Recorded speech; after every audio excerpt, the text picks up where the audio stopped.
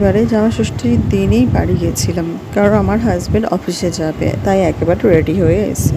আর এই যে আমার ভাই স্মার্ট ওয়াচ দিয়েছে এবছর জামাষষ্ঠীর গিফট আমার মা বাবার তরফ থেকে। কেমন লেগেছে অবশ্যই জানিও। আর যাই হোক, উনি অফিসে চলে গেলেন। আর অফিসে যাবে বলে আমার মা বেশি কিছু করেনি, আর আমি করতে বারণই করেছিলাম, খাসির মাংসটাই করতে বলেছিলাম। আর তাও মা ডাল করেছিল, ভাজাভুজি করেছিল, আর একটা মাছের ঝোল করেছিল।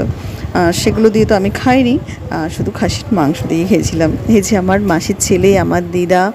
আর খাসির মাংস দিয়ে খেতে আমার খুব ভালো লাগে অ্যাজ মায়ের হাতের।